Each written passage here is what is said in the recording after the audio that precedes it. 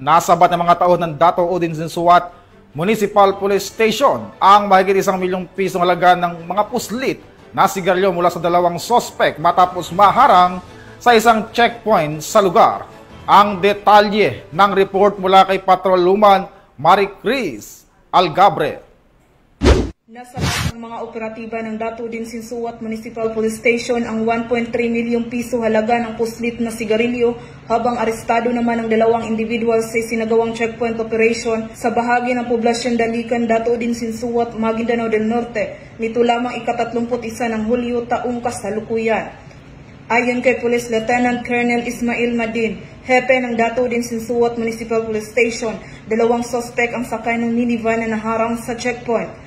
Kinilala ang mga ito sa mga alias na Rods, 38 anyos mula Zamboanga City at alias Rico, 29 anyos mula Santa Cruz, Davao del Sur.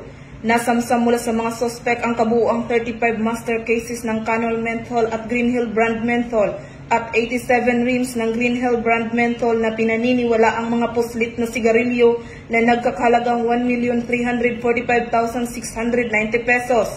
Ang mga nakumpiskang kontrabando ay isusumiti sa Bureau of Customs para sa kaukulang disposisyon habang inihahanda na ang mga kasong isasampa laban sa mga sospek. Patuloy ang pinaigting na kampanya ng Dato Udin Sinsuat PNP laban sa smuggling at iba pang iligal na aktibidad upang matiyak ang kapayapaan at kaayusan sa lalawigan. Mula rito sa Rio ng Bangsamoro, ako ay inyong PNN correspondent, Patrolwoman Maricris Algabre, alagad ng batas, tagataguyod ng Balitang Pulis.